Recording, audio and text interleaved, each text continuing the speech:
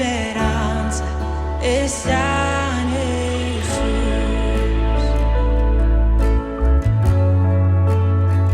¿Quién imagina piedad tan grande, tan plena gracia al corazón? El Dios eterno dejó su gloria de mi pecado, Él se vistió. La cruz hablado, soy perdonado, el Rey de Reyes me adoptó. Señor hermoso, te pertenezco, mi esperanza está en Jesús. Oh, aleluya, sea que me libertó, aleluya, de la muerte me arrancó, las cadenas quebrantó, y en su nombre hay salvación, mi esperanza está en Jesús.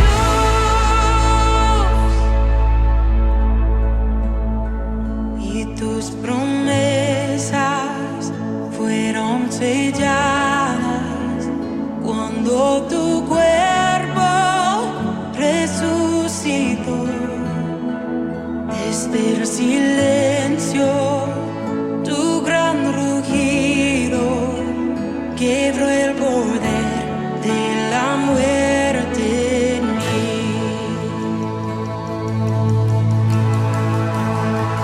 Y tus promesas fueron selladas cuando tu cuerpo resucitó.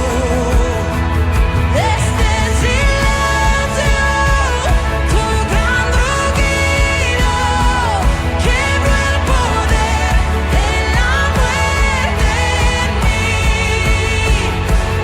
La victoria está en ti.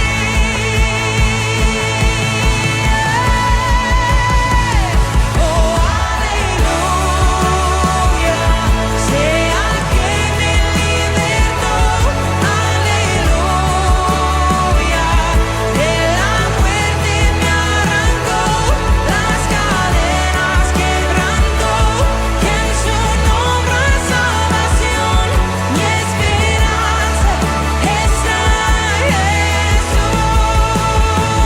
Oh, aleluya, sea que me libertó, aleluya, de la muerte me arrancó, las cadenas quebrantó, y en su nombre hay salvación, mi esperanza está en Jesús. Mi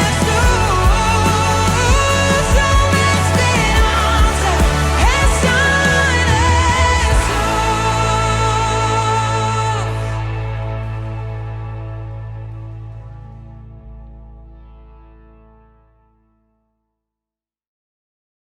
Muy buenos días, estimados hermanos y amigos que están nuevamente con nosotros, sintonizados en este estudio bíblico. Especialmente estamos compartiendo el estudio del libro de Apocalipsis. Este es el estudio número 44. Vamos a estar leyendo el versículo 9 al 27 del capítulo 21 del libro de Apocalipsis. Capítulo 21 del libro de Apocalipsis, de los versículos del 9 al 27. Ahí va a versar nuestro estudio de esta mañana. Que el Señor les bendiga. Nos alegramos nuevamente de estar con ustedes en sus hogares y poder compartir lo que el Señor nos ha dado a nuestro corazón, ha puesto en nuestro corazón compartir en esta mañana. Vamos a tener una palabra de oración. Amado Dios y Padre nuestro que estás en los cielos, te damos gracias. Oh Dios, porque eres fiel y bueno, porque estás en medio de nosotros, porque amas al hombre pecador, oh Dios, porque siendo aún pecadores, como dice la palabra, tú nos levantaste, nos restauraste y nos hiciste nuevas criaturas. quédate con nosotros en este estudio y que tu nombre pueda ser glorificado y exaltado ahora y siempre. En el nombre de Jesús lo pedimos. Amén y amén. Bueno, un saludo para todos aquellos que van a ver, más bien dicho, temprano por la mañana, el domingo, esta transmisión o cualquier otro día de la semana en diferentes plataformas en donde se comparte este mensaje de la palabra del Señor. Vamos a leer comenzando con los versículos 9 al 10 del capítulo 21 de Apocalipsis, que dice: vino entonces a mí uno de los 7 ángeles que tenía las 7 copas llenas de las 7 plagas postreras, y habló conmigo diciendo: ven acá y yo te mostraré la desposada, la esposa del Cordero. Y me llevó en el espíritu a un monte grande y alto, y me mostró la gran ciudad santa de Jerusalén, que descendía del cielo de Dios, teniendo la gloria de Dios, y su fulgor era semejante al de una piedra preciosísima, como piedra de jaspe, diáfana como el cristal. Bueno, hermanos, estamos casi llegando al final de este libro, y una de las cosas que hemos aprendido durante estos meses que hemos estado compartiendo este estudio es la actividad angélica, o sea, la actividad de los ángeles en el libro de Apocalipsis. Hay mucha actividad de los ángeles en este libro. Ellos tienen un rol muy importante en este libro, en el desarrollo del programa y el plan de Dios. En primer lugar, en los 2 versículos que acabamos de leer, el versículo 9 y 10, nos está hablando de un emisario que viene de la presencia de Dios. Y ese emisario es un ángel, pero no es cualquier ángel. La personalidad del emisario, la visión de la Jerusalén celestial puede producirnos sorpresa, porque, hermanos, se trata de uno de los ángeles que sostenía en sus manos los vasos de la ira de Dios. O sea que este ángel ya había tenido una actuación anterior en este proceso y ahora nuevamente aparece. Y nos encontramos la primera vez con este ángel mensajero cuando él traía la visión de la destrucción de Babilonia, la gran ramera. Y eso lo pudimos estudiar allá en el capítulo 17, versículo 1, donde dice: la invitación del ángel era: ven acá y te mostraré la sentencia contra la gran ramera. O sea que este ángel ya tuvo una ejecución de una obra anterior, y es lo que estamos viendo en el capítulo 17, versículo 1, en lo que tiene que ver con la condenación de la gran ramera o del sistema religioso mundial que prevalecerá durante los últimos tiempos. Pero también en el capítulo 21, versículo 9, sus palabras dicen: ven acá y yo te mostraré la desposada, la esposa del Cordero. El mismo ángel trae el mensaje de la condenación y el mensaje de la bienaventuranza. Y detengámonos acá un momento y veamos eso, que el mismo ángel trae un mensaje de condenación, pero también trae un mensaje de bienaventuranza. O sea que los mensajeros de Dios deben hablar con claridad y con valentía. Sea cual fuere el mensaje que se le ha encargado transmitir, hay que hacerlo, porque a veces el mensajero de Dios trae un mensaje de bendición, pero muchas veces, hermanos, trae un mensaje de juicio. Muchas veces a nosotros en la iglesia nos gusta escuchar ese tipo de sermones motivadores, de entusiasmo, que nos hablan de las promesas de Dios, que nos hablan de la gracia de Dios, que nos hablan de las bendiciones de Dios, que nos hablan de los milagros de Dios y de lo que Dios va a hacer en nuestra vida o con la vida de nuestra familia. Pero muchas veces no nos gusta escuchar esos mensajes en lo cual Dios nos demanda, por ejemplo, fidelidad, en lo que Dios demanda santidad, en lo que Dios demanda que seamos justos. Eso no nos gusta, que seamos fieles a Dios. Ese tipo de sermón muchas veces no nos gusta, pero el mensajero de Dios tiene que cumplir su mensaje con claridad y valentía. No importa que sea un mensaje de condenación o que sea un mensaje de bendición, que es lo primero que estamos viendo en estos versículos. Pero también, hermanos, del versículo 11 al versículo 21, siempre de este capítulo 21 del libro de Apocalipsis, solo vamos a leer unos versículos, y dice acá el versículo 11: teniendo la gloria de Dios y el fulgor era semejante al de una piedra preciosísima como piedra de jaspe, diáfana como el cristal, y tenía un muro grande y alto con 12 puertas, y en las puertas 12 ángeles y nombres escritos, que son los de las 12 tribus de los hijos de Israel. Al oriente 3 puertas, al norte 3 puertas, al sur 3 puertas, al occidente 3 puertas, y el muro de la ciudad tenía 12 cimientos, y sobre ellos los 12 nombres de los 12 apóstoles del Cordero. Aquí pasamos a otra etapa de este capítulo, porque se nos comienza a hablar acerca de la Nueva Jerusalén. En la clase anterior hablábamos de las ciudades más bonitas del mundo, y me estoy recordando de Kioto. Dijimos que en el ranking de las ciudades más bonitas, más bellas del mundo está Kioto, y están otras ciudades de Rusia, otras ciudades del mundo que son ciudades muy bellas, hermano, muy preciosas y dignas de ir a ver. Pero aquí nos está hablando no de ninguna de esas ciudades, nos está hablando de la ciudad celestial, nos está hablando de la Nueva Jerusalén. Y esta Nueva Jerusalén tiene varias características. En primer lugar, la luz de la ciudad. La luz de la ciudad. La palabra griega que se usa aquí para decir luz es la palabra foster. La palabra foster significa luz y designa la luz del sol y de las estrellas. Aquí significa que la luminosidad que envolvía la Nueva Jerusalén era como las radiaciones del jaspe, que es una piedra verde de color intenso. O sea, había una luz especial en ese lugar. Como decíamos también en otro estudio anterior, en la Nueva Jerusalén no va a haber necesidad de alumbrado público, hermano.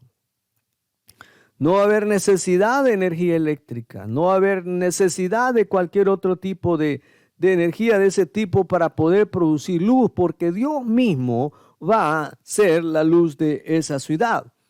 También, hermanos, se nos dice que después de manera explícita que a la ciudad no necesitaba de la luz de la luna o del sol, porque Dios mismo es su luz.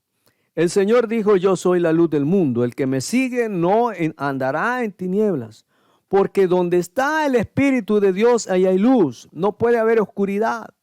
Donde está el Espíritu de Dios hay vida, hay bendición, y en este caso que estamos hablando hay luz. Entonces Dios mismo alumbrará la Nueva Jerusalén. Pero también esta luz, hermano, no denota lo que podríamos llamar el sol de la Nueva Jerusalén, porque no va a haber ya necesidad de luz, de sol ni de luna que brille en todos los lugares envolviendo esa ciudad. En Filipenses capítulo 2, versículo 15, el apóstol Pablo nos dice, o les dice a los cristianos de Filipos: para que seáis irreprensibles y sencillos, hijos de Dios, sin mancha en medio de una generación maligna y perversa, en medio de la cual resplandecéis como luminares en el mundo. El Señor les dijo, o nos dijo a nosotros los seguidores de él, sus discípulos: vosotros sois la luz del mundo.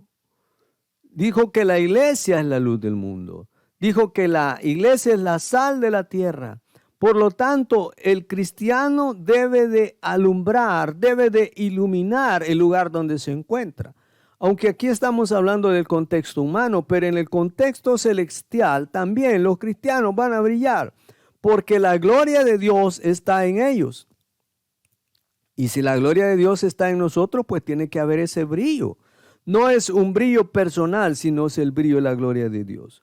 Y nos dice que la ciudad de Dios está habitada por miles y miles de santos, y es muy probable que sea el resplandor de su santidad el que envuelva la ciudad.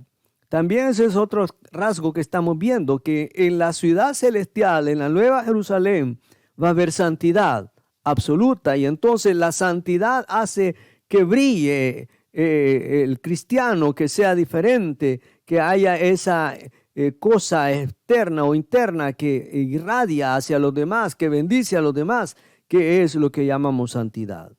Pero también esta ciudad tiene muros y puertas especiales, según nos dice el versículo 12. La ciudad está rodeada por un enorme muro. Esta idea es tomada de Isaías 26:1, y que dice: en aquel día cantarán este cántico en la tierra de Judá: fuerte ciudad tenemos, salvación pondrá Dios por muros y baluarte. Nuestras casas, nuestras ciudades están rodeadas por muros, están rodeadas por alambre de seguridad, por cámaras de vigilancia, por alarmas y situaciones, porque tenemos temor, hermanos, muchas veces de los peligros que nos rodean, de la situación anormal que estamos viviendo. Incluso hay países que construyen barreras, que construyen muros para evitar que otros pasen porque la gente se siente amenazada. Pero en la ciudad celestial no van a haber ese tipo de muros. Realmente va a ser, aunque hay un muro que rodea la ciudad, no es para limitar el ingreso de la gente, sino que es para delimitar hasta dónde llega la ciudad. Nada más esa va a ser su función. Por eso dice, van a haber también varias puertas. La Biblia dice, abrir las puertas para que entre la nación justa, guardadora de verdades. Y tú guardarás en completa paz a aquel cuyo pensamiento en ti se apoya, porque en ti ha confiado. ¿Por qué no van a haber muros? ¿Por qué no van a haber sistemas de seguridad? Porque va a haber paz. Porque el que reina en esa ciudad no es ningún gobernante humano, no es ningún hombre, no es ningún presidente, no es ningún rey, no es ningún gobernador. Es el Rey de Reyes y Señor de Señores el que va a gobernar en esa ciudad. Y como Él es justo y Él es la luz y Él es santo, entonces Él nos da seguridad, Él nos da confianza. A alguien le preguntaron, le dijeron, mire, ¿cuál es el lugar más seguro en el mundo para irnos a vivir a ese lugar? Y él dijo, no hay lugar más seguro, porque cualquiera podría haber dicho, bueno, vámonos a una ciudad de los Estados Unidos, o vámonos a una ciudad de Europa, o una ciudad de Asia, donde no haya delincuencia, donde haya todo sea color de rosa, pero realmente ese lugar no existe, porque el problema no está en las ciudades, el problema está en el corazón del hombre. El pecado está en el corazón del hombre y donde quiera que el hombre vaya, allí vamos a sufrir las consecuencias del pecado. Usted se puede ir a vivir a cualquier lugar donde usted quiera y donde usted se pueda sentir seguro, pero la única seguridad y la verdadera paz solamente viene a través de la persona de nuestro Señor Jesucristo. Ahora, la interpretación más sencilla del muro que rodea la ciudad es que debería de llamársele la invencible defensa de la fe. La fe es el muro que asegura a los santos que asegura a los santos de Dios contra los ataques del mundo, la carne y el diablo. La fe es nuestro muro, hermanos. No es un muro físico de ladrillos, no es un muro de acero, de hierro, sino que la fe en nuestro Señor Jesucristo se viene a constituir en un muro que defiende a los cristianos, que nos defiende de los ataques del enemigo, de los tres grandes enemigos que tiene el cristiano, que son el mundo, la carne y el diablo. Entonces no es un muro físico, eso es el muro de la fe. Pero también nos dice este libro de Apocalipsis que la ciudad tiene 12 puertas, 12 puertas. Y sobre esas puertas están escritos los 12 nombres de las tribus de Israel. Son 12 puertas lo que nos habla de la universalidad de la iglesia. Hay 12 caminos que llevan a la ciudad de Dios, pero también representa la continuidad de la iglesia de nuestro Señor Jesucristo. Quiero aclarar una cosa. La ciudad tiene 12 puertas y 12 puertas por donde la persona puede entrar a la ciudad. Pero para llegar a esa ciudad solamente hay un camino. Porque cualquiera podría decir, bueno, entonces hay 12 caminos por medio de los cuales yo puedo llegar a Dios. Son 12 puertas para entrar a la ciudad. Pero solamente hay un camino para llegar a esa ciudad y ese camino es Jesús. Porque Él dijo, yo soy el camino, la verdad y la vida. Nadie viene al Padre si no es por mí. Si usted tomó ese camino y llega a las puertas de esa ciudad, hay 12 puertas por donde podemos entrar para gozar de la presencia del Señor. Y dice que sobre esas puertas están escritas los nombres de los patriarcas de Israel. ¿Por qué? Porque eso nos habla, decíamos, de la continuidad de la iglesia. ¿Qué quiere decir eso? Que Dios es el mismo en el Antiguo Testamento y Dios es el mismo en el Nuevo Testamento. No hay un Dios para el Antiguo Testamento y un Dios para el Nuevo Testamento. Es continuo. Así como aquellos hombres de Dios confiaron en Él, depositaron su confianza en Él. Ahora nosotros también, los cristianos del siglo XXI, depositamos en Jesús nuestra fe en Él. Ahora, el Dios que se reveló a los patriarcas es el mismo Dios que de manera completa se reveló en Jesucristo. El Dios que se estaba revelando en el Antiguo Testamento es el mismo Dios que se revela a los cristianos de hoy en día en el Nuevo Testamento. Desde el principio hasta el final hay una línea ininterrumpida de revelación que culmina con la persona de nuestro Señor Jesucristo. El esfuerzo más grande que Dios hizo para comunicarse con el hombre, para establecer un nexo de comunión, de compañerismo con el hombre, es la persona de nuestro Señor Jesús.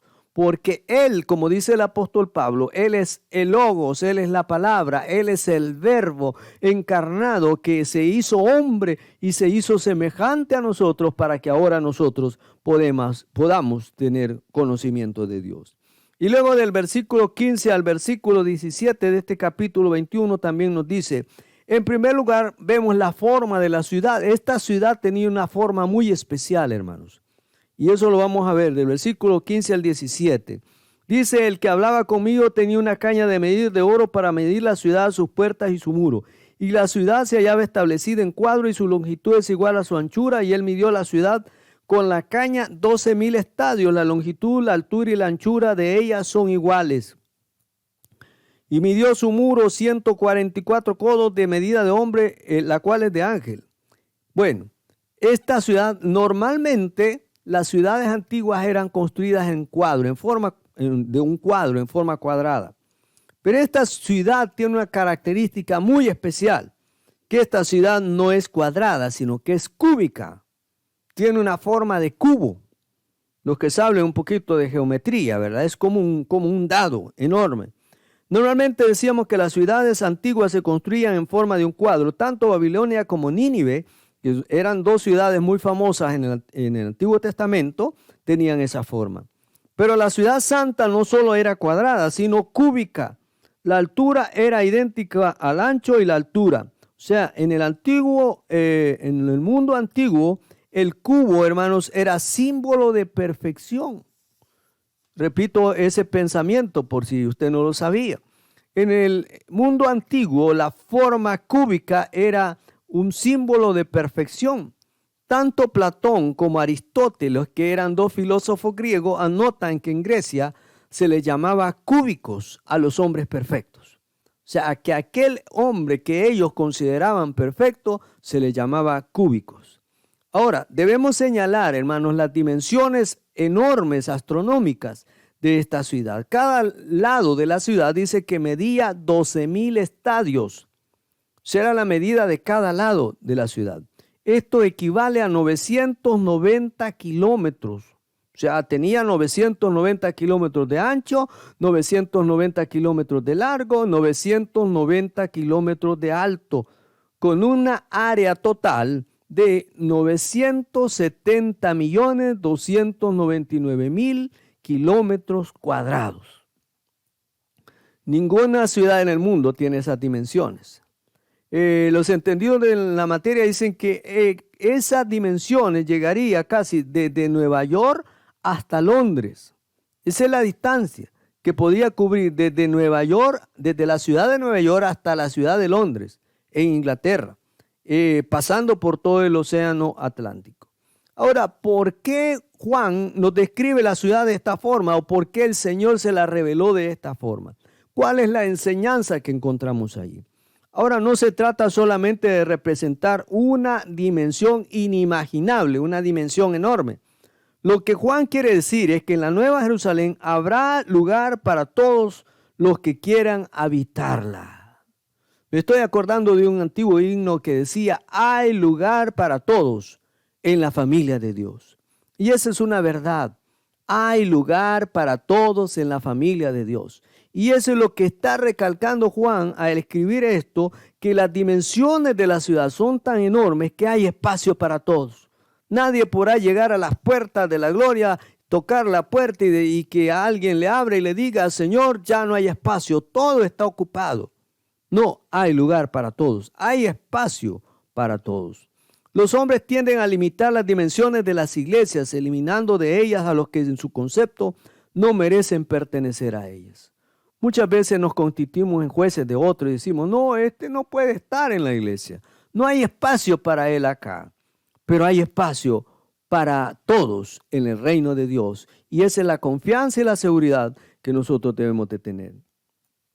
Luego, hermanos, del versículo 18 al versículo 21, y lo vamos a leer, dice, el material del muro era de jaspe, pero la ciudad era de oro puro, semejante al vidrio limpio. Y los cimientos del muro de la ciudad estaban adornados con toda piedra preciosa. El primer cimiento era de jaspe, el segundo zafiro, el tercero ágata, el cuarto esmeralda, el quinto ónice, el sexto cornalina, el séptimo crisólito, el octavo berilo, el noveno topacio, el décimo crisopraso, el undécimo jacinto y el duodécimo amatista. Y las 12 puertas eran 12 perlas, cada una de las puertas era una perla, y la calle de la ciudad era de oro puro, transparente, como el vidrio. La ciudad, hermanos, en sí era de oro puro. ¿O será esa ciudad de oro puro, lo que nos está describiendo Juan? Dice, y transparente, que parecía cristal. O sea, un oro que había sido purificado completamente de tal manera que era tan puro que parecía cristal. A continuación, Juan habla de la ciudad que tenía 12 fundamentos. En el vano de las puertas, o sea, en la parte baja de las puertas, había 12 piedras monumentales y en esas piedras estaban escritas los nombres de los 12 apóstoles. Estos fueron los primeros seguidores de Cristo y pueden considerarse los fundadores de esa iglesia. En las puertas estaban escritos los nombres de los 12 patriarcas, pero bajo las puertas habían 12 cimientos con los nombres de los 12 apóstoles del Señor, con los 12 primeros discípulos del Señor. Eso, hermano, nos está hablando también de la universalidad de la iglesia, de la unicidad de la iglesia. En el Antiguo Testamento los patriarcas, en el Nuevo Testamento los apóstoles, pero todos adorando a una sola persona, que es nuestro Señor Jesucristo. A continuación, hermanos, Juan habla de que la ciudad tenía 12 fundamentos, que es lo que estamos diciendo, y que tenían los nombres de los 12 apóstoles, y porque pueden considerarse los 12 apóstoles como el fundamento de la iglesia, pero siendo la principal piedra del ángulo Jesús mismo. Porque a veces perdemos de vista eso. Decimos, no, Pedro es la base de la iglesia. Pedro es el cimiento. El cimiento de la iglesia es Jesús, nuestro Señor. La piedra principal, la que desecharon los edificadores, la piedra principal de la iglesia. Pero también están los discípulos, hermanos, allí también como parte de los primeros discípulos que el Señor tuvo sobre la faz de la tierra. Ahora, la idea más fantástica de toda esta descripción es la que concibe las puertas como hechas cada una de inmensas perlas. Cada puerta era una perla. En la antigüedad las perlas eran de entre todas las piedras las más valiosas. Cualquier mercader hubiera empleado toda su vida en buscar la perla de gran precio y encontrarla, hubiera vendido todas sus posesiones para adquirirlas. Eso lo hallamos en Mateo capítulo 13, versículo 46. Que el Señor dijo que el reino de los cielos es semejante a un mercader que halló una perla de gran precio, vendió todo lo que tenía y fue y compró esa perla, porque era una piedra muy apreciada en la antigüedad. Pues cada puerta es una perla. La presencia de Dios es otra cosa que podemos ver acá, es una presencia omnipresente, omnipresente. No hay necesidad de templo en la ciudad de Dios. En la Nueva Jerusalén no va a haber necesidad de templo. ¿Por qué? Porque la ciudad entera es del Santísimo, es de Dios, del Dios Santo. Y el Cordero están presentes para siempre. El templo era el lugar separado para que los hombres y Dios pudieran encontrarse. No será necesario tener un lugar separado porque nunca faltará ni disminuirá la presencia de Dios. Los judíos siempre anhelaban, por lo menos una vez al año, ir a Jerusalén y visitar el templo, porque ellos sentían que ese lugar era el punto de encuentro entre ellos y Dios. Pero hermanos, ya en la Nueva Jerusalén no va a haber necesidad de eso, porque la presencia de Dios va a ser permanente. Dios va a estar con nosotros para siempre, no solamente en un momento, un rato, sino para siempre. Otra cosa que encontramos del versículo 24 al 27 es que la tierra entera es de Dios. La tierra entera es de Dios. Esta imagen describe a todas las naciones viniendo a Dios y trayendo sus dones y honras. Aquí tenemos la imagen de la salvación ofrecido a toda la tierra y toda la tierra gozosa aceptando el verdadero Dios.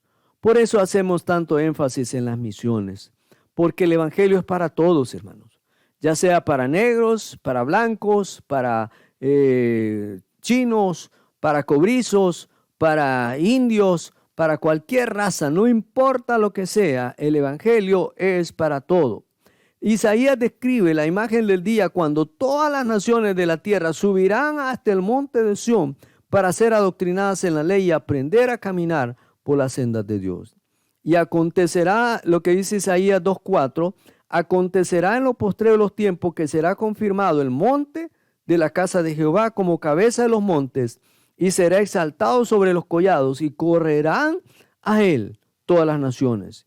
Y vendrán muchos pueblos y dirán, venid y subamos al monte de Jehová, a la casa de Dios de Jacob, y nos enseñará sus caminos y caminaremos por sus sendas, porque de Sión saldrá la ley y de Jerusalén la palabra de Jehová. Vendrá ese día, hermanos, cuando todas las naciones de la tierra vendrán delante de la presencia de Dios para adorarle. Pero otra cosa también que encontramos aquí es que en la ciudad de Dios no habrá noche. No habrá noche. Muchas personas le tienen miedo a la oscuridad. Y especialmente le tienen miedo a la noche. Pero dice que en la nueva Jerusalén no habrá noche. Siempre se tiene miedo a la oscuridad, pero en el nuevo mundo las tinieblas que infunden temor ya no existirán. La gente que viene también trae, la gente que viene delante de la presencia del Señor también trae sus mejores dones. Cuando venimos a Jesús, debemos traer lo mejor que tenemos. Usted se acuerda de los 3 magos que visitaron al Señor allá en Belén. Ellos trajeron oro, incienso y mirra, que era lo mejor que ellos podían traer. Pues cuando venimos también ante el Señor, debemos de traer lo mejor que nosotros tenemos para la adoración al Señor.